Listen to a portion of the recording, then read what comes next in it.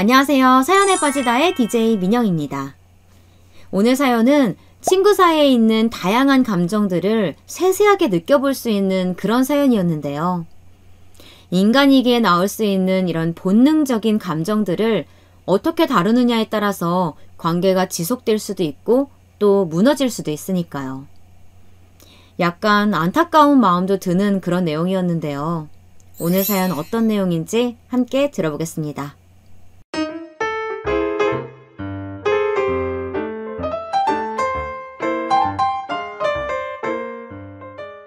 안녕하세요. 저는 서울에 살고 있는 30대 후반의 남자입니다. 저도 여기에 고부 갈등이나 장서 갈등 같은 내용들을 보내보고 싶었지만 뭔가 그런 부분보다 훨씬 더 무거운 주제인 것 같네요. 남의 고통이나 힘듦에 대해서 폄하하는 게 아니라 장르가 조금 다른 것 같아서 말이에요. 일단 제 얘기를 시작해 보도록 할게요. 정확히는 저와 제 친구의 이야기입니다. 제 친구 지환이는 저와 고등학교 동창이었는데 둘 다 먼 곳에서 각각 학교를 오고 있었어요. 그 이유인 즉슨 둘 다 공부를 대차게 잘해서 그랬던 것은 아니고요. 둘 다 공부를 못했기에 먼 지역까지 학교를 가게 되었던 거죠. 그때 한창 반에서 싸움을 잘하는 친구들이 많이 있었고 전 가급적 그 무리에 휘둘리지 않고 싶어 했어요. 하지만 유독 시비를 걸어오는 녀석이 있어서 싸움이 붙었는데 이때 저를 슬슬 빼준 것이 바로 지환이었답니다. 야야야야, 살살들해. 우리 여기서 더 잘못되면 갈 데도 없어. 그래도 고등학교 졸업은 해야 하잖냐. 싸우다가 끝나는 게 아니라 우리 중졸로 끝난다니까? 냉정이들 좀 생각하자, 어? 이러면서 분위기를 전환하는 통에 다들 한창 날 세웠던 모습들을 낮추고 각자의 길로 가게 되었어요.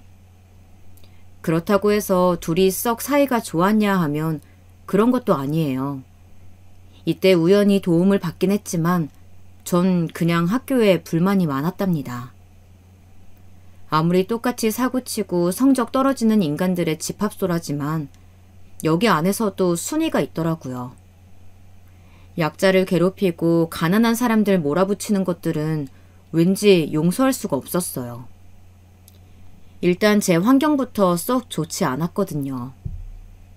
제가 초등학생일 무렵 엄마와 아버지는 이혼을 하셨어요. 자식이라곤 딱 하나 저밖에 없는데 어떻게 그런 아들내미를 두고 둘이서 매번 다투는 모습을 보여주었는지 몰라요. 그러더니 엄마가 어느 날 돌연 저에게 말씀하시는 거예요. 충재야, 엄마 니네 아빠랑 이혼할 거야. 정말 너한텐 미안하다. 충재 너는 엄마랑 같이 살아나가면 돼. 봐라, 네 아빠 집에 관심도 없잖아. 너를 제대로 봐줄 수 있을 리가 없어. 아무튼 아빠랑은 이렇게 정리하려고 하니까 그렇게 알아라. 이러면서 갑작스레 이혼 선언을 하시니 어린 마음에 충격을 크게 받았어요. 저는 그때부터 초등학교 고학년 시기를 완전히 망쳐버렸고 중학교 가서는 더 말할 것도 없이 성적도 곤두박질 치고 툭하면 시비가 붙었어요. 하지만 이때 제가 비밀로 했던 게 있는데요. 그 사이사이 잠깐 아버지를 만났었다는 거예요. 왜냐면 저는 아버지랑 떨어져서 엄마랑 새로운 집을 얻어서 살 때 중간중간 아버지 생각이 났었거든요. 적어도 저에게는 나쁜 아버지는 아니었답니다. 두 분이 왜 헤어지게 되었는지 지금 이 나이가 되어서도 정확히 몰라요. 그냥 남녀 사이였으니 이유가 있었겠거니 싶을 정도로 뚜렷하게 대체들 왜 그렇게 싸우셨는진 모른답니다. 아버지는 저랑 놀아주신 시간도 꽤 많았고 제가 배고파할 때 라면에다 꼭 계란을 2개 넣어가지고 찬밥 반 공기를 대령해서 갖다 주셨거든요. 새벽에 그걸 아버지랑 먹던 기억이 선명한데 갑작스레 분리되어서 떨어지게 된 거죠. 그러니 이런 갑작스런 결핍을 감당하긴 너무 힘들었어요. 물론 엄마도 저에게 이렇게 말씀하셨고요. 충재야, 너 아빠 만나고 싶으면 만나고 와도 돼. 아빠한테도 그 정도는 얘기해뒀다. 대신 엄마는 같이 가지 않을 거야. 만나고 싶으면 둘이서만 만나고 오면 돼. 엄마도 이렇게 말씀을 하셨지만 선뜻 당장 그 앞에서 아버지를 만나고 오겠다는 말을 못 하겠더라고요. 그래서 몰래 연락을 했는데 아마 제가 초등학교 5학년 겨울쯤이었을 거예요. 새벽녘쯤 되어 왠지 모르게 정말 견딜 수 없이 아버지 생각이 났어요. 이혼하셔서 떨어져 산 지 2년쯤 되었는데 문득 그때 너무너무 생각이 났던 거죠. 새벽까지 아버지랑 같이 TV를 보고 라면 먹고 뒹굴던 기억이 나서 저도 모르게 그만 거실에 있는 전화기로 아버지에게 전화를 걸었어요. 그때 아버지의 약간 잠겨있는 목소리를 듣자마자 눈물이 왈칵 쏟아지더라고요. 아빠, 나 충재. 아버지는 제 말에 한참 답을 안 하고 계시더니 이내 헛기침을 하시고 다시 말씀을 하시더라고요. 충재야, 안 잤어? 왜 안 잤어, 이 시간까지? 뭐 하고 있었어? 아빠, 나 라면 먹고 싶어. 아빠랑 같이 TV도 보고 싶어. 그때 이미 제 키는 175cm를 훌쩍 넘겨버린 거구 초등학생이었는데 창피한 줄도 모르고 질질 짜면서 아빠 보고 싶다고 울고 있었어요. 꾹 참고 참았던 마음이 튀어나와 버렸고 게다가 전 사춘기도 일찍 왔었거든요. 그때 아버지는 저를 달래주면서 조만간 만나서 라면 먹자, 놀러와라 하고 말씀을 남기셨죠. 그래서 엄마한테 딱히 말하지 않고 학교 끝난 뒤에 곧장 아버지한테로 가기도 하고 학원을 간다고 거짓말하고 가기도 했었어요. 하지만 엄마는 그런 상황을 전혀 모르시는 것 같더라고요. 제가 볼 때 알 수 있을 리가 없어 보였어요. 왜냐면 그때 새아빠가 생겼고 우리 집에서 같이 살게 된 지 얼마 안 되었었거든요. 엄마는 양쪽으로 저와 새아빠의 눈치를 보느라 보통 피곤한 게 아니었어요. 고작 13살이었던 제 눈에도 그게 느껴지고 불편할 정도였으니 별 수 없었답니다. 새아빠는 제가 느끼기에 너무 불편한 분이셨고 말수도 별로 없고 저와 시간도 딱히 보내지 않았어요. 아무튼 너무 저에게는 어려운 분이었고 엄마가 저를 돌봐주시긴 하지만 여러모로 실망을 많이 느꼈어요. 그러니 점점 더 엇나가게 되었고 사고를 칠 동안에도 엄마는 전혀 제 문제의 본질을 알아주시지 않았답니다. 어느샌가부터 저도 아버지에게도 잘 연락을 안 하게 되었고요. 그런 식으로 질풍노도의 시기를 살고 있던 저는 고등학교에 어찌어찌 진학했고 거기서 지환이도 만나고 제 기준에 벗어나 아주 꼴사납게 굴던 반장 녀석까지 만나게 된 거예요. 이 녀석이 툭하면 지 엄마를 학교에 데리고 와서는 건들거리는 모습을 보니까 더 얄밉고 싫어졌어요. 그러던 어느 날 아주 큰 사고가 터지게 되었습니다. 교실에서 뭔가 하다가 저와 반장은 엄청 큰 싸움이 붙어서 뒹굴게 되었고 그걸 지환이가 들어오다가 봐서 말리다가 셋 다 엎치락 뒤치락 하게 되었던 거죠. 생각해보면 별 싸움도 아니에요. 지나가던 저를 그 녀석이 발을 걸었고 전 잘됐다 싶어서 달려들었던 거죠. 그러다 셋 다 입원을 했고 그때 지환이랑은 같은 병실에 있었는데요. 참 어이없게도 이날 저희 엄마는 잠깐 들리셨다가 바쁘다고 가버리셨어요. 허탈해하는 절 보더니 지환이는 이런 말을 하는 거예요. 그래도 넌 좋겠다. 엄마가 얼굴 보러 오기라도 하셨네. 우리 엄마는 전화했는데도 안 왔어. 아버지는 돌아가셨고. 지환이는 여러모로 네 상황이 자기보다 낫다면서 부럽다는 투로 말하더라고요. 저는 한 번도 그렇게 생각해 본 적이 없었는데 말이에요. 이후로 우리는 드라마틱하게 갑자기 확 친해진 건 아니지만 묘하게 둘이 같이 붙어 다니게 되었어요. 어느 날 갑자기 우리 집에 놀러 오겠다고 해서 데려왔더니 몇 번 밥 얻어먹고는 맛있다면서 자꾸 오는 거예요. 충재야, 니네 엄마 김치 진짜 맛있어.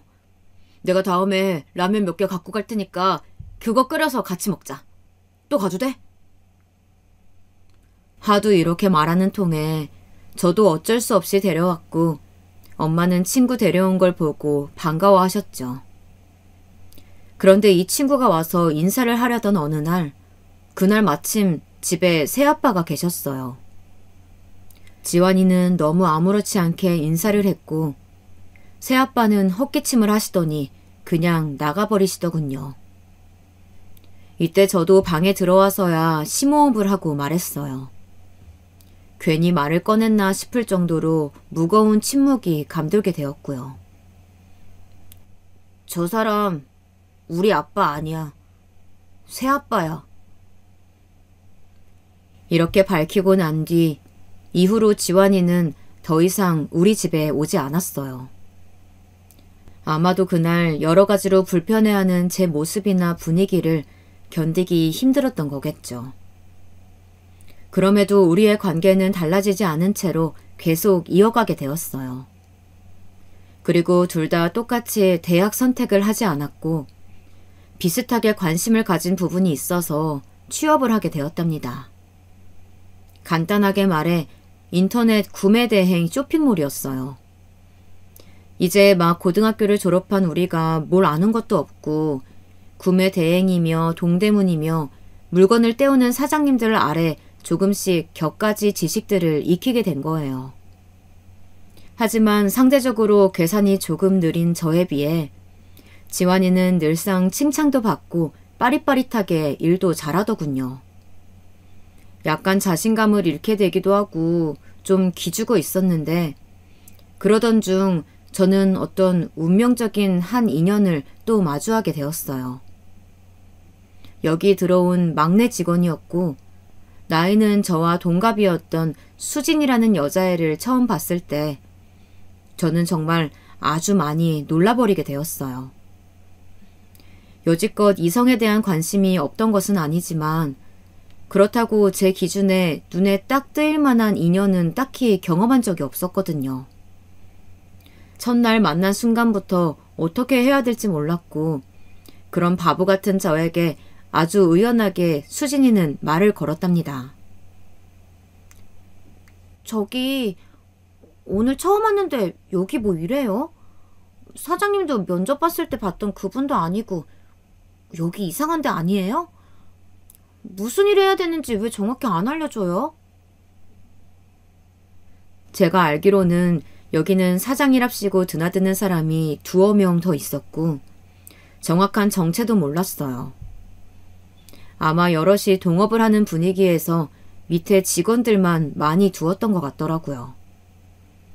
하지만 정확히 사이트를 운영하며 구매 대행 물품을 팔기도 하고 그에 관련된 CS 업무들을 처리하고 있긴 했어요. 저는 마케팅 쪽은 너무 못했던지라 그냥 CS 업무 쪽으로 쭉쭉 밀려나갔고요. 마침 그때 들어온 수진이 이 친구도 저와 같은 부서였고 둘이 좀 어울리다 보니까 금세 말도 편하게 했어요. 둘이 같이 점심을 먹기도 하고 왠지 그때마다 저는 이상한 감정이 들어서 기분도 나긋나긋해지고 그게 사랑이라는 감정이라는 걸 조금씩 인식하게 되었어요. 적어도 지환이가 영업과 마케팅 쪽을 돌다가 사무실로 들어서기 전까지는 말이에요. 그때까지만 해도 제 머릿속으로 온갖 상상의 나래를 펼치면서 감히 고백 같은 건 할 수 없지만 둘이 이렇게 좋게 지내고 싶다는 생각만 그득하게 했었답니다. 그런데 말이죠. 지환이가 불쑥 사무실로 찾아왔던 날, 저처럼 키가 180이 넘는 데다가 말쓱하게 정장을 차려입은 채로 저를 불렀던 그날, 아무래도 운명의 장난이 일어나 버린 듯 했어요. 충재야! 어딨어? 야, 우리 뭔가 오랜만에 보는 것 같네. 밥 먹으러 가자. 이렇게 불쑥 들어왔는데 제 옆칸에 앉아있던 수진이도 동시에 고개를 들었던 거죠. 저는 그때 처음으로 제 눈으로 직접 마주하게 되었어요. 누군가와 누군가가 사랑에 빠지는 순간을 말이에요. 오롯이 저의 영역이라고 생각하고 설레어하며 몇 주 몇 달간을 조심스럽게 간직해왔던 감정을 쓱 빼앗겨 버리게 되었어요. 빼앗겨 버렸다기보단 그냥 제가 완전히 그들 사이에서 소외가 되어버린 거죠. 이때 알 수 없는 불안한 감정을 가지고 셋이 밥을 먹으러 나갔고, 이날 지환이도 평소와 달리 이상했어요. 오래 만나온 친구 녀석이니까 단번에 뭔가 이상하다는 걸 알 수밖에 없었어요. 더불어 수진이도 매일 저랑 같이 밥 먹었던 그 모양새가 아니더군요. 묘하게 여자 같은 분위기를 풍기려는 게 느껴졌어요. 저기, 지환 씨는 마케팅 쪽 일이 잘 맞으시나 봐요. 저는 충재한테 많이 도움받고 있어요. 아, 네, 저랑 충재는 친구예요. 고등 친구라 오래됐고요. 그럼 똑같이 말 편하게 할까요?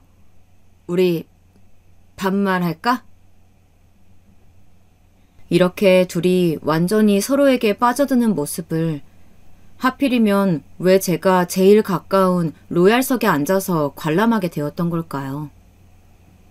저는 속으로 제 자신을 얼마나 원망했는지 몰라요. 진즉 고백해버릴 걸. 아니면 그래도 소용이 없다면 나는 왜 새삼 지환이 녀석에게 몇 계단씩 밀리는 듯한 느낌을 받는 걸까 하면서 너무 괴로워졌어요. 수진이를 좋아하지 않았다고 해도 상당히 거북하게 끼어있는 상태였을 텐데, 심지어 저는 몇 번이나 수진이의 손을 잡아보는 상상을 했었거든요. 그 정도의 감정을 키워왔었으니 일순간에 갑자기 마음을 정리하기도 힘들었답니다. 이후에 다급해진 마음을 추스리고 초연하게 있으려고 했지만 지환이와 수진이는 눈에 띄게 가까워져만 갔어요. 이러면 안 되는데 저도 인생 최대의 용기를 내어 돌진하게 되었답니다. 그런데 상대를 잘못 골랐던 거죠. 수진이에게 고백을 하는 게 아니라 아주 바보 천치같이 지환이에게 용기를 내어 돌진했던 거예요. 할 말이 있다고 대뜸 붙잡고 제 생각들을 바쁘게 쏟아내버렸어요. 애초에 고백할 대상이 완전히 틀려버린 거죠. 지환아, 너 수진이한테 감정 있어? 그런 것 같던데. 내 생각인가? 충재야. 왜? 그래 보여? 나도 수진이 괜찮은 것 같아서 말이야. 조만간 사귀자고 말할까 생각하고 있어. 회사 안에서 만나기는 좀 조심스러운데 일단 만나게 되면 여기는 그만두게 하려고. 아는 다른 형네 회사 소개시켜줘서 거기서 일하게 할 생각이야. 참 저도 바보 같았던 게 왜 네 마음대로 이직을 시키냐, 그리고 수진이가 거기에 응할 거란 보장이라도 있느냐 따지지도 못했어요. 마음속으로 그런 말들이 왈칵 올라왔지만 저는 제 자신을 그렇게 누르고 삭혀가며 더 이상 말을 잇지 못했답니다. 결국 그 해에 회사를 이직한 것은 2명이었으니 한 명은 수진이었고 한 명은 저였어요. 그리고 전 얼마 안 돼서 집안 사정도 있었고 곧장 군대를 가버리게 되었답니다. 새아빠는 갈수록 저를 불편해하시는 통에 자주 집에서 부딪히게 되었고 안 그래도 전 예민한 때였거든요. 능력이 있다면 원룸이라도 구해서 나왔겠지만 그럴 상황도 못 되었고 심지어 엄마가 늘 앓는 소리를 해서 용돈도 드리고 있었어요. 제일 원망스러웠던 건 엄마가 결정적인 때에 그 새아빠, 그 아저씨 편을 들었다는 거예요. 충재야, 왜 그렇게 고집을 부려? 아버지가 너 잘 되라고 하는 말이잖아. 좀 일일이 그렇게 따지지 말고 맞춰드리고 그래. 아휴, 엄마 너무 피곤하다. 여기서 너무 화가 났던 건 이례적으로 엄마가 아버지라는 단어를 썼다는 거예요. 나에게 아버지란 우리 아빠, 김정명 씨 한 분뿐인데 말이에요. 심지어 100번 양보해서 아빠의 정 같은 걸 느낄 정도로 저와 새아빠가 뭔가 하면서 지내온 적도 없었어요. 그냥 한 집에 같이 사는 동거인이며 피로 이어지지 않은 아무런 상관없는 타인이었어요. 그런데 엄마는 다투는 저와 새아빠 사이에서 그쪽을 택한 거예요. 여러모로 다 구역질이 나고 싫어지고 친구랑도 소원해지고 일도 안 되고 대학도 못 갔고 여자랑도 잘 안 된 저는 군대로 도망가듯 움직였답니다. 얼마 안 되어 지환이도 입대했다는 소식을 들었지만 굳이 연락하지 않았어요. 그리고 정말 호된 시간들을 거쳐 제대한 이후 전혀 다른 회사에 지원을 해서 들어가게 되었답니다. 그쯤 하도 지환이가 만나자고 연락을 해오길래 어쩔 수 없이 만났어요. 그리고 거기서 대뜸 아주 놀라운 소식을 듣게 되었답니다. 충재야, 나 결혼한다. 수진이랑 올 겨울에 결혼할 예정이야. 제대하자마자 결혼하려고 했는데 조금 늦어졌어. 너도 꼭 와서 축하해주라. 응?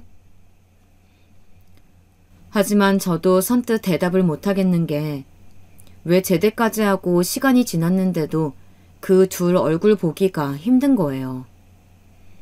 지원이랑은 개인적으로 한번 만나긴 했지만 수진이 사진을 보고 나니 더 마음이 아파오더군요. 하필이면 처음 봤을 무렵보다 물씬 물이 올라서는 완전히 참한 여자의 모습을 하고 있었어요. 게다가 둘이 미리 찍었다던 웨딩 촬영 사진을 보니 가슴이 꽤 거칠게 아파오더라고요. 결국 결혼식은 갖은 핑계를 대고 가지 않았답니다. 미안해 지원아. 축의금 보낼게. 친척 쪽에 일이 있어서 가야 하는 걸 깜빡했어. 신혼여행 다녀와서 또 보자. 이렇게 말을 한 뒤 저는 이후로도 거의 1년을 넘게 이리 피하고 저리 피하면서 도망을 다녔답니다.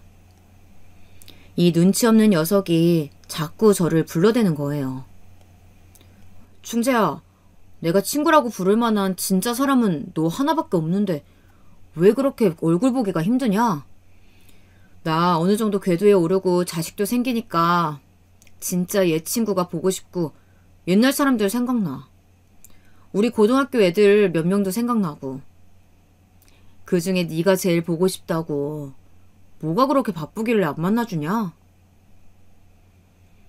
이렇게 말을 하는데 괜시리 제가 나쁜 놈 같고 복잡한 감정이 들더군요. 이거 정말 안 될 것 같아서 저는 이때 제일 하면 안 될 최악의 선택을 하게 되었답니다.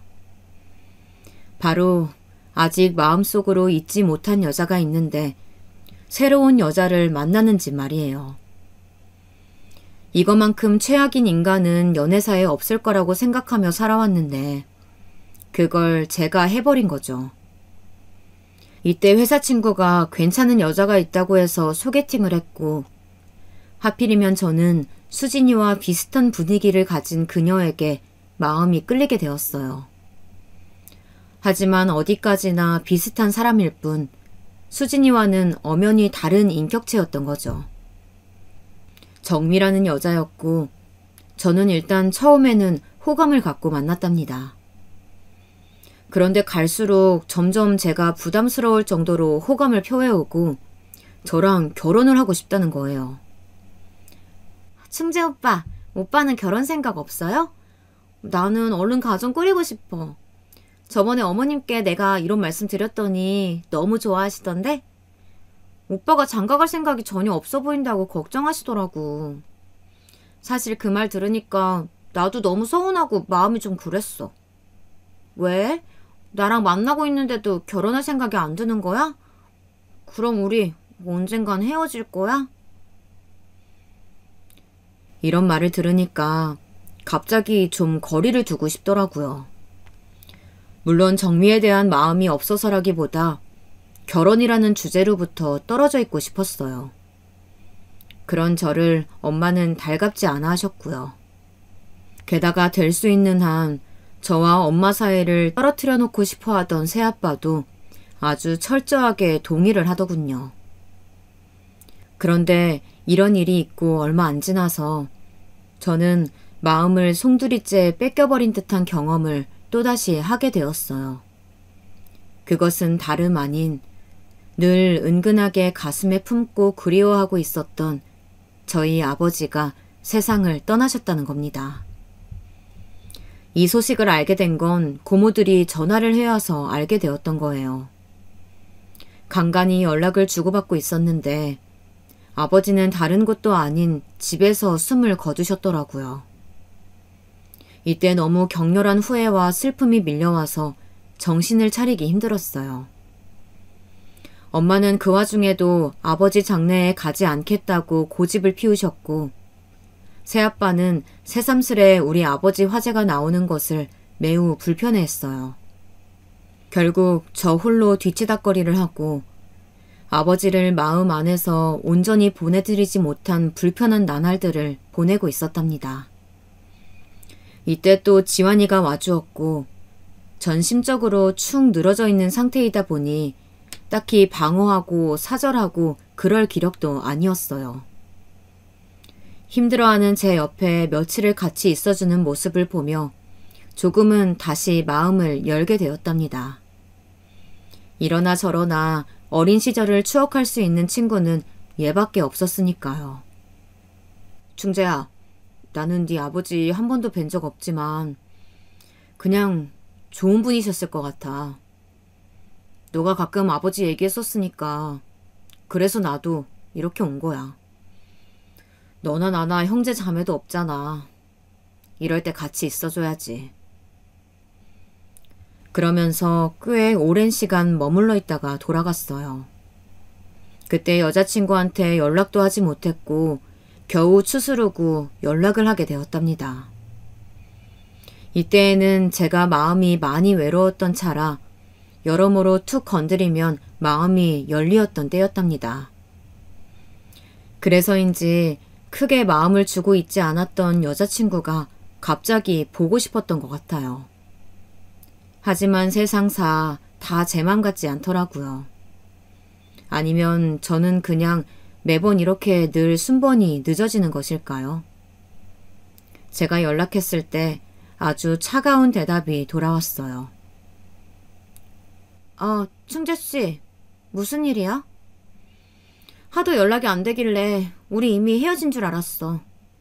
미안한데 별일 있었다고 해도 나는 그쪽이랑 다시 만날 생각은 없어. 생각보다 너무 냉정하게 자르는 대답이 돌아와서 좀 민망할 지경이었어요.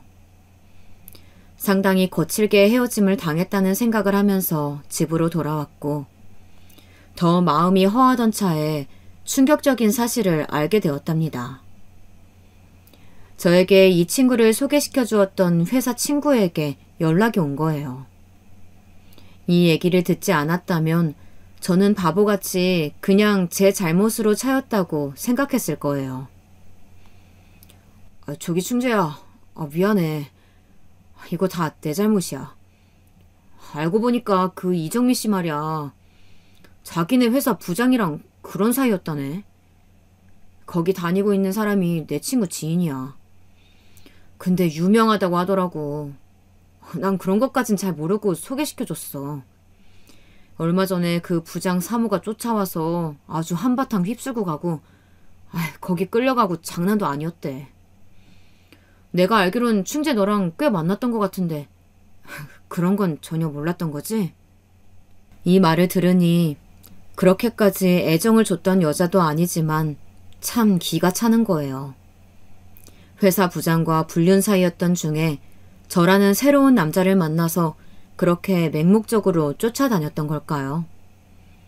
정확한 심리 상태는 모르겠지만 아마 불안한 연애를 하고 있으니 빨리 안정적인 가정을 새로 꾸리고 싶었던 것 같아요.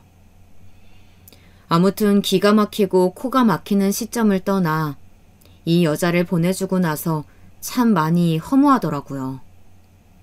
100% 이 여자 잘못이긴 하지만 그럼 나란 인간은 대체 뭐였나 싶어서 또다시 한탄을 하게 되었어요. 그러다 보니 자연스럽게 자신감도 줄어들었고 침체되어 있었는데요. 있는 돈 없는 돈 다 끌어다가 원룸으로 독립도 하게 되었답니다. 엄마는 말리고 싶어 하셨지만 사실 큰 대책도 없으셨어요. 나가 산다고? 아이고 나가서 네가 어디서 살게. 혼자 밥도 못 해먹고 엄마 김치 없으면 밥도 못 먹잖아. 너 무슨 고집이야? 이때 저는 벼랑간 눈을 부라리며 평소엔 그러지 않았는데 엄마에게 대뜸 화를 내버렸어요. 하지만 엄마가 그 이상 말을 못 잇는 모습에 묘하게 슬픔이 차오르더군요. 새아빠 때문이잖아. 같이 이 집에 더 오래 살 수는 없어. 엄마는 그 아저씨 못 버릴 거 아니야. 차라리 내가 먼저 나가는 게 낫지. 엄마는 이때 일그러진 얼굴로 눈썹도 팔자가 되어서는 무척 괴로운 표정으로 서 있더군요. 자식과 배우자가 주는 감정은 당연히 다르겠지만 저와 새아빠는 전혀 피로 연결되어 있지 않아서 그런지 서로를 싫어하고 질투했어요. 엄마의 감정이 각자에게 쏠리는 것을 견디지 못했던 거죠. 이렇게 마음이 허해져 있을 때 지환이는 치고 들어왔고 결국 저는 손을 들고 항복했어요.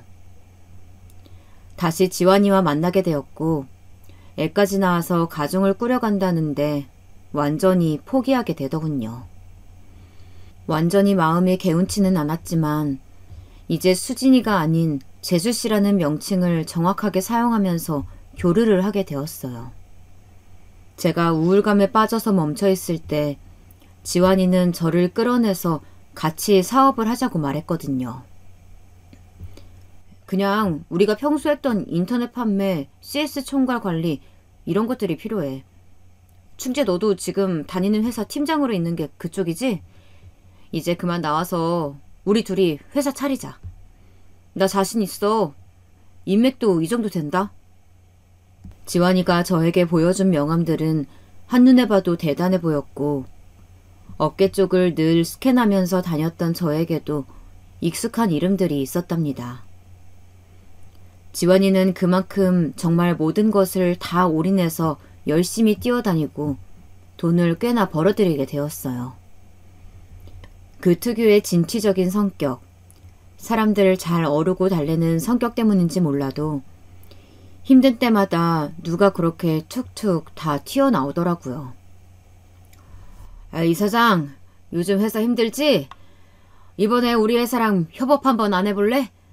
생각했던 아이템이 있거든. 이러면서 절로 찾아오는 분들도 있고 매우 신기했죠. 지환이는 바빠질 때마다 늘 저에게 이런 말을 했었답니다. 나는 우리 아버지 같은 아버지는 되고 싶지 않아. 돈도 많이 벌고 명줄도 길고 그렇게 우리 태영이 옆에 오래오래 있어주는 그런 아버지가 될래. 이렇게 속삭이면서 눈이 벌게지는 지환이가 참 낯설게 느껴졌어요. 무언가가 제 마음을 강하게 울렸던지 얼결에 수년의 시간 동안 함께 일을 하게 되었죠. 아주 자연스럽게 지환이와 한몸이 되어 움직였답니다. 손발이 잘 맞게 착착 돌아가는 시간이 길어지면서 저도 성취감을 느꼈고 지환이도 제가 없으면 안 된다고 공로를 인정하고 하여간 누가 봐도 우리는 나란히 한 팀이었어요. 충재야, 너 없으면 어쩔 뻔했냐? 너 덕분에 회사가 여기까지 온 것 같아. 난 진짜 너 없으면 안 돼. 우리 와이프도 어제 자기랑 태영이보다 충재 너랑 보내는 시간이 더 많다고 질투한다니까. 그 말을 들으며 저도 약간 멋쩍기도 하면서 듣기 싫은 말은 아니라서 기분은 좋더라고요. 모든 게 무던하게 흘러가던 중 동업하는 친구가 너무 잘 나가면 의뢰이 벌어질 법한 일들이 우리 사이에도 발생했답니다. 같이 일하는 몇 안 되는 동료들이 간간히 이런 뉘앙스로 말을 하긴 했어요. 전 크게 신경 쓰지 않았지만요. 왜냐면 지환이가 곧바로 반박했거든요. 아니에요. 충재는 친구 인맥만으로 데려온 애가 아니에요. 둘이 학교 졸업하고 20살에 회사에서 같이 만났을 때도 이 친구가 워낙 일머리가 좋고 손이 빨랐어요. 일 잘하니까 같이 일하자고 한 거지 친구라서 온 게 아니라고요. 그런 말을 들으니 저도 왠지 울컥하기도 하고 저를 믿어주는 지환이의 모습에 꽤 감동을 하게 되었답니다.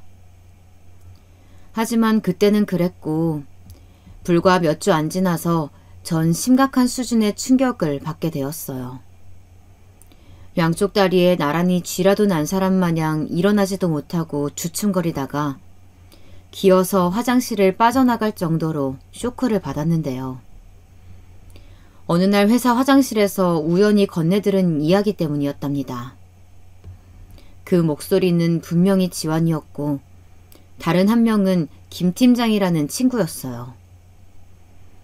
마치 제가 아는 고등학교 때의 지환이 목소리처럼 아주 껄렁거리고 한없이 가벼운 말투로 얘기를 하더군요. 충재? 뭐 그놈 알다시피 내가 그냥 한심한 인생 하나 낚싯대로 잡아 올려서 살려준 거지 뭐. 걔가 나 없으면 뭘 하겠냐? 자기도 아니까 가만히 있는 거겠지. 아, 사람들이 뭐라고 떠들어대던 그냥 냅둬. 뭐 이런 말 자꾸 나오면 나나 충재는 둘째치고 김 팀장도 이럴 때 골치 아파. 이래서 사생활 오픈은 피곤하다니까. 제가 그래도 친구라고 여겨왔던 지원이의 입에서 한심한 인생이란 말을 들으니 참 너무 어이가 없고 힘이 쭉 빠졌어요.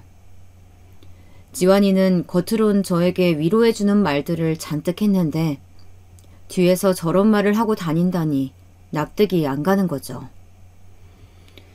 듣고 얼마나 손이 달달 떨리던지 그 떨림이 제 눈에 다 보여지고 읽혀질 정도였습니다.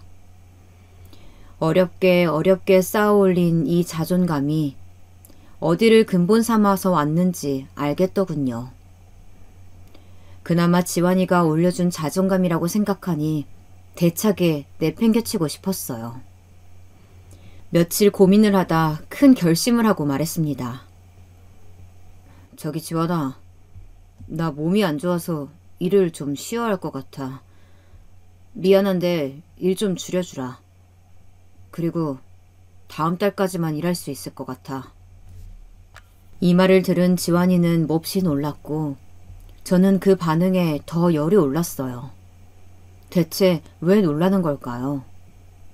지가 먹여 살린다고 생각했던 놈이 주제도 모르고 이제 자기 주변에서 떨어져 나간다고 하니까 기가 막혔던 걸까요? 이후로 계속 분노와 배신감이 치밀어 오를 때마다 이를 악물게 되었고 연이어 걸려오는 개인적인 전화들을 다 피하게 되었습니다. 원래 둘이서 함께 가기로 했던 지방 출장도 있었는데 장시간을 단 둘이 같은 차에 있기도 구역질나고 메스껍게 느껴지더군요. 그럼에도 이런 저를 설득해서 출장 오고 가는 길 함께 가자는 거예요. 충재야, 몸 많이 안 좋아?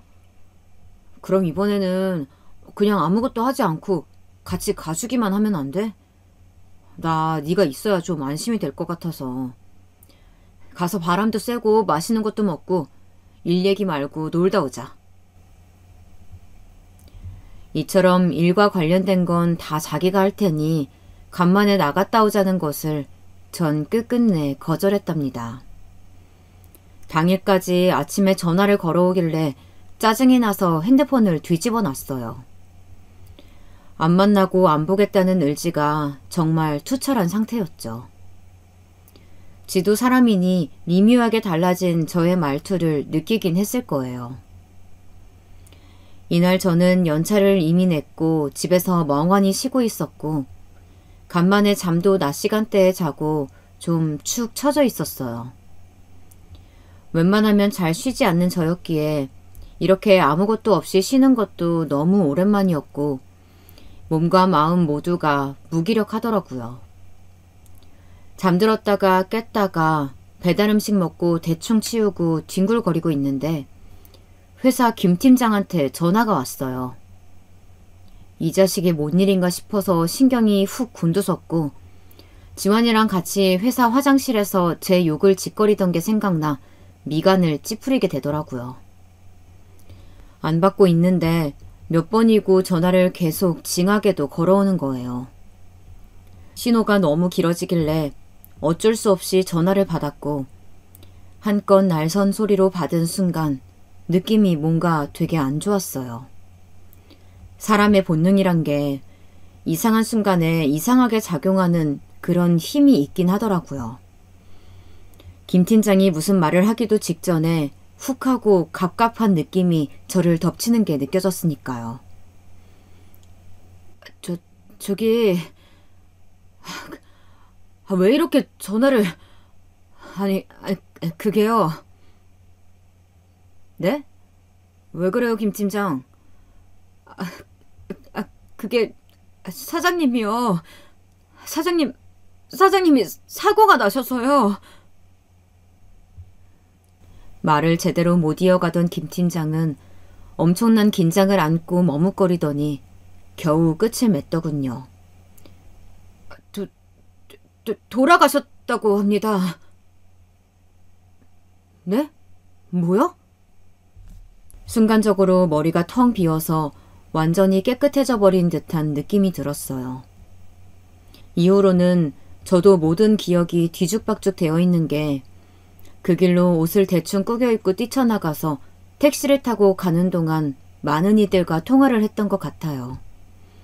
그러다가 병원에 도착했고 넋나가 있는 수진, 아니 재수씨와 조카를 봤거든요. 귓속에서 웽웽거리는 소리가 계속 들려오는 데다가 바람 빠지는 소리도 나고 아무튼 제정신이 아니었어요. 본능적으로 택시를 타야겠다고 생각한 것도 이 정신으로 운전대를 잡았다간 저도 큰일이 날 것 같았거든요. 이렇게 제정신이 아닌 상황 중에 진상을 확인해 본 결과 그간 통화한 몇몇의 사람들의 내용은 다 실제 정황과는 조금씩 달랐어요. 어디서 어떻게 사고가 났는데 저마다 정확한 원인을 콕 집어서 말하지는 못하더군요. 저도 급기야 재수씨를 통해서 듣게 되었고 고속도로 터널 안에서 끔찍한 교통사고가 일어나서 즉사했다는 내용으로 결론을 맺게 되었답니다. 이후로 저는 말할 수 없이 찝찝하고 불편하며 불편한 마음, 괴로운 감정에 시달리게 되었어요. 뭐랄까, 죽음이라는 것이 정말 순식간에 아주 차갑게 제 볼을 슬쩍 밀고 지나가 버린 느낌이 들었거든요. 약간 손으로 만져본 느낌이랄까. 평소에 별일 없었다면 저는 정말 그 차를 타고 같이 갔었을 거예요. 거의 200%의 확률이었거든요. 그런데 너무나 우연하게 제 험담을 건너듣는 일이 생겨서 피하게 되었고 그렇게 혼자 지방에 내려가던 지환이는 출장지에 다 못 가서 그런 참변을 당하게 되었습니다. 지환이에 대한 배신감, 증오감, 미움, 복수심 같은 것들이 매일같이 다른 색깔로 복잡하게 올라와서 괴로웠는데요. 장례식장에서 그의 얼굴을 보니 뭔가 더 움직일 의욕도 생각도 들지 않았어요. 저와 마찬가지로 이 현실을 억지로 받아들이고 있는 재수 씨와 이제 막 10살이 되어 있던 조카 태영이가 어정쩡하게 장례 자리를 지키고 있었고요. 뭐랄까, 한 가지로 정리할 수 없는 그런 감정을 가진 채 저는 어영부영 집안의 폐인처럼 머물다가 회사도 잘 안 나가고 있었는데요. 그러던 중 회사 이사장이며 재수 씨한테도 이러저러하게 연락이 왔어요. 아무래도 지환이가 없는 빈자리를 가장 잘 알고 같이 붙어 다니던 제 도움을 받아서 조금이라도 보완을 했으면 하더군요. 어차피 사장은 제가 아니고 이사장이며 운영진은 다 따로 있었으니까 딱히 제가 막 뛰어들어서 할 일은 없었어요. 그나마 이사장은 저랑 교류가 있었기에 따로 만났고 이런저런 얘기를 나누던 중 조금 당황스러운 말을 듣게 되었어요. 이 말을 듣고 서둘러 일을 마무리한 후 집에 와서 또 넋이 한참 나가 있었답니다. 사장 말이야. 되게 힘들어 보였어. 자네도 알지? 공황장애며 몸이 와가지고 약 먹고 있었던 거. 이 조그만 회사에서 운영진들끼리 파벌 나뉘고 그 밑에 쪼무레기들은 눈치 보고 여기 붙고 저기 붙고 아주 그놈의 정치질 사람 피를 말려. 밖에 일도 머리 아파서 숨 막히는데 말이지. 게다가 팀장들이 여기 좀 많아. 김 팀장이랑 안 팀장 그놈들 아주 서로 아부해대고 어떻게든 누구 끌어내리고 올라가려고 눈이 시뻘개져 있잖아. 사실 자네 위치도 되게 간당간당했어. 그 자식들이 엄청 사장한테 자기 얘기하면서 떠보고 그랬거든. 자네뿐만이 아니라 박 부장도 그렇고 엄청 그 사내 이간질이며 정치질 도마에 올라서 장난 아니었다고. 대충 흐름은 알았지만 정확히는 몰랐던 걸 보니 제가 너무 순진하게 지환이를 믿고 일에만 집중했었던 것 같아요. 아니, 내용을 자세히 들어보니까 지환이가 저를 커버해 주었던 부분이 있는 것 같더라고요. 하여간 사장이 자네를 형제처럼 챙기고 하는데 그걸 갖고 애지간히 말 많았지. 낙하산이다, 줄 잘 섰다, 온갖 험한 말들이 많았어. 사장도 감싸고 어쩌고 하다가 이 더러운 판에서 그런 듣기 좋은 말은 아무런 힘이 안 된다는 걸 알았겠지. 하여튼 나는 그 짓거리가 싫어가지고 이사장 노릇만 하고 깊이 들어가진 않게 되더라고. 여기서 뚜렷하게 듣게 된 내용은 아니었지만 어쩌면 정말 막연하게 어쩌면 지환이가 그날 김 팀장과 화장실에서 나누었던 얘기가 100% 사실 그 자체였을지 잘 모르겠다는 거예요. 들어보니 김 팀장을 썩 좋아하지도 않고 경계하고 있었고 꽤 가까운 관계인 이사장조차 지환이가 저를 많이 신경 썼다고 알고 있었으니까요. 그러니 이 모든 정황을 들어보고 난 뒤 저의 추측으로는 이제 더 이상 지환이에게 따져 물을 수 없으니 스스로 결론을 내릴 수밖에요. 자기 딴에는 저를 생각해서 회사 인간들 사이에서 욕먹지 않도록 자기가 나서서 제 욕을 하고 그러면서 남들이 저를 더는 신경 쓰지 않도록 뒤로 슬쩍 빼내준 게 아닌가 그런 생각이 들었네요. 그게 맞다면 좋겠다는 생각을 한참 했습니다. 아무튼 확실하건 아니건 간에 이제 지환이에 대한 악감정은 크게 남아있지 않은 상태였어요. 저는 슬쩍 훑고 지나간 듯 했던 죽음의 차가운 그림자와 순식간에 모든 곳에서 자취를 감추게 되어버린 지환이의 존재감. 그 많은 것들이 절 무겁고 불편하고 괴롭게 만들었거든요. 그리고 이후로 아마 재수 씨와 조카가 걱정되어서라기보단 어쩌면 혹시 모를 어떤 죄책감을 조금은 풀어보고자, 혹은 이 말할 수 없는 허함을 조금 채워보고자 그들 모자를 챙기게 되었던 것 같아요. 본래 지환이가 있을 땐 이렇게 왕래가 많지 않았지만 조카 태영이도 저를 알고 어느 정도 교류가 있고 하다 보니 자주 보게 되더군요. 장례식장에서 아무리 초등학교 3학년이고 등치가 크다지만 안 어울리는 상복을 입고 우두커니 서 있는 녀석을 보니 너무 마음이 안 좋았어요. 저는 한창 때 나이가 되어서 나름 어른이라는 인식을 갖고 있는 중에 아버지를 보냈는데도 너무 괴로웠거든요. 하물며 맨날 자기와 살을 문대가며 잘 놀아주던 아빠를 순식간에 잃게 된 어린 아들의 심정은 잠깐 상상만 해도 스산할 정도로 아프게 느껴졌어요. 그러니 저도 몇 번 태영이와 따로 시간을 보내기도 하고 태영이도 제 앞에서 억지로 괜찮은 듯 애를 쓰더군요. 삼촌, 이거 게임할 줄 알아요? 저 이번에 해봤는데 생각보다 쉬워요. 이렇게 둘이 앉아서 나란히 게임도 하고 지네 집과 비교도 안 되게 작고 좁아터진 우리 집에 불러서 놀다가 재우기도 했었어요. 이 무렵쯤 재수 씨에게 건네들은 말이 있어서 그런지 좀 마음이 쓰였거든요. 충재 씨, 저도 저지만 태영이가 잠을 못 자요. 학교에서도 무기력한 것 같고 애가 속으로 엄청 골마있던 것 같아요. 그래도 충재 씨랑 만나고 놀다 오면은 애가 피곤해서 그런지 어떻게든 자더라고요. 너무 죄송하지만 제가 좀 주변 정리를 할 때까지만 가끔 그렇게 데리고 자주 쉬고 그러면 안 될까요? 이 말을 하는 재수 씨는 엄청 피폐하고 지쳐 보였고 도통 신경 쓸 일이 한두 가지가 아닌 것 같더라고요. 지원이가 하던 일들을 이사회에서 어찌어찌 하고 회사가 굴러가도록 한다지만 특별히 사전에 준비가 되어 있었던 일이 아니고 모든 게 갑작스러웠으니까요.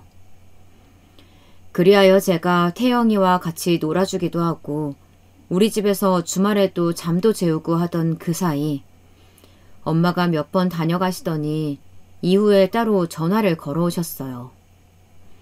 좀 짜증나는 얘기지만 엄마 심정도 이해는 가더군요. 너 말야, 네 친구 지환이 일은 참 안 됐지만 너도 네 살 길은 생각해야지. 언제까지 그렇게 나이만 먹을래? 너도 작정하고 장가도 가고 네 가정도 꾸려야지. 그 집 애랑 놀아주는 것도 그 집 마누라 꽁무니 쫓아다니는 것도 적당히 해. 아무도 안 알아준다 너. 엄마도 이제 몸 아프고 몸 성치가 않아. 자식 하나라고 있는데 제대로 인간 노릇하는 것 좀 보여주라. 응? 하도 이렇게 연달아 고집을 부리시는 통에 어쩔 수 없이 선을 보겠다고 했어요. 솔직히 그런 것 따위 전혀 내키지도 않았지만 말이에요. 그런데 마침 이런 내용을 태영이가 들었던 건지 재수 씨가 저한테 어색하게 이런 얘기를 하는 거예요. 저기 충재 씨, 이제 안 오셔도 돼요. 듣자 하니 손도 보신다는데. 그러게요. 결혼도 안 하신 분을 이제 새로 가정도 꾸리고 하셔야 되는데 우리가 너무 염치도 없이 붙잡고 있었네요. 죄송해요. 이 말에 약간 서운함이 훅 올라오기도 했지만 재수 씨 본인이 저렇게 정색을 하고 말을 하니 어쩔 수 없겠더군요. 그리하여 발길을 끊고 저는 저대로 예정된 선을 보긴 했었어요. 하지만 역시나 더 이어갈 마음은 들지 않았고 또다시 전 제자리로 돌아와 잠깐 멍하니 며칠을 보냈답니다. 어째 앞으로 더 나아가지도 그렇다고 뒤처질 수도 없는 한때를 보내고 있었어요. 그런데 주말쯤에 갑자기 태영이 녀석한테 전화가 와서는 놀러 오면 안 되냐고 하는 거예요. 삼촌, 놀러 오면 안 돼요? 엄마는 할머니네 간다는데. 그냥 잠깐 와서 나랑 게임하고 가면 안 돼요? 나 집에 혼자 있기가 무서워요. 이 말에 저도 약간은 태영이 생각이 나기도 하고 좀 마음이 그렇더라고요. 이러면 안 되는데 재수 씨랑 한 약속이 있는데 어쩌고 하면서도 결국 몸을 움직이게 되었어요. 근데 그만 입구에서 재수 씨를 마주쳤고 저랑 눈이 마주치자마자 꼭 울 것 같은 표정을 하고 있더라고요. 그 표정을 보고 저도 선뜻 놀라서 이거 곤란하게 됐다 싶었어요. 오지 말라 소리는 했는데 오다가 들켰으니 본인도 되게 난감한 듯 보였거든요. 재수씨 미안해요. 태영이가 혼자 있기 무섭다고 했는데 들러서 잠깐 태영이 얼굴만 보고 올게요. 오지 말라고 했는데 미안해요. 그러자 재수씨는 고개를 푹 숙인 상태로 저를 살짝 올려보더니 한숨을 팍팍 내쉬는 거예요. 그렇게 문 앞에서 어설프게 태영이를 부르는 저에게 고개를 양쪽으로 세차게 흔들더니 이런 말을 꺼내는 거예요. 솔직히 이 상황에 타이밍에 전혀 어울리지 않는 말이라서 전 꿈이라도 꾼 줄 알았어요. 현실감이 도통 없어서 말이에요. 네? 그게 무슨... 저를요? 네, 충재씨. 제가... 왜 저를... 그 짧은 텀 안에 재수씨 입에서 나온 말은 참으로 당황스럽고 가슴이 펑펑 울려대는 말이었어요. 감동적이고 찡한 그런 얘기라기보단 너무 생뚱맞으면서도 한편으로 저도 생각을 안 해본 적은 없었던 다소 위험한 이야기 말이에요. 저 충재씨에 대해 감정이 있어요. 아니 사랑... 그래서 오시지 말라고 한 거예요. 정말 이때 뭔가 결심이라도 한 듯 정면으로 제 눈을 보면서 괴로운 얼굴로 말을 하는 거예요. 아니 이게 무슨... 그리고 왜 저 같은 사람을... 이 말을 하면서도 그간의 짧은 듯 길었던 시간이 눈앞에서 훅훅 빠르게 지나가는 게 보였어요. 저와 재수씨, 지환이 셋이 알게 된 그 초반의 시간들부터 어느새 재수씨며 충재씨 하는 그런 명칭들이 정식으로 붙어서 지금까지 오게 된 10년이 훌쩍 넘는 그 시간들 말이에요. 충재씨는 모르겠지만 처음 만났을 때도 호감이 없지 않았어요. 그 뒤로 태영이 아빠를 만나서 결혼도 하고 물론 그 당시에는 그 사람에 대한 마음이 훨씬 컸죠. 이 사람을 많이 사랑했어요. 네. 듣다 보니 도통 시점이나 여러 가지로 이해가 잘 안 되어서 저는 귀를 쫑긋 세우고 얘기를 듣게 되었어요. 그런데 글쎄요. 아무튼 이 사람은 이후에도 충지씨 얘기를 많이 했고 저도 여전히 좋고 좋은 사람이구나 이런 생각들도 했어요.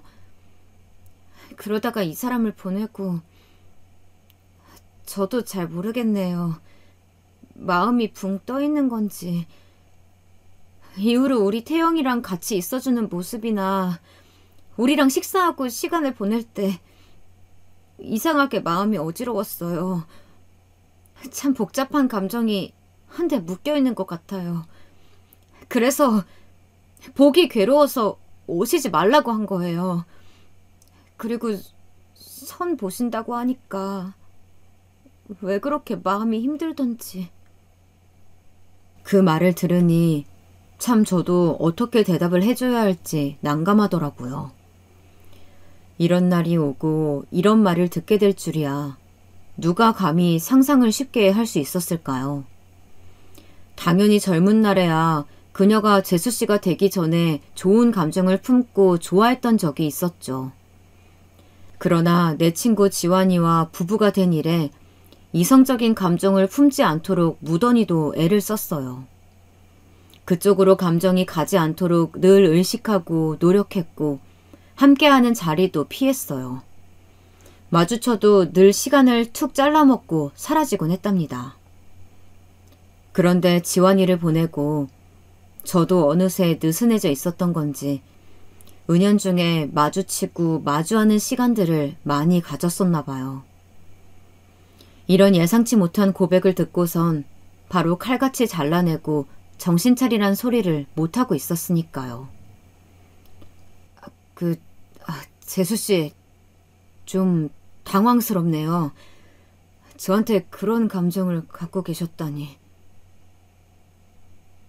겨우 이 정도의 말만 뱉었을 뿐 속으로 올라오는 여러 가지 생각들을 제어할 수가 없더라고요.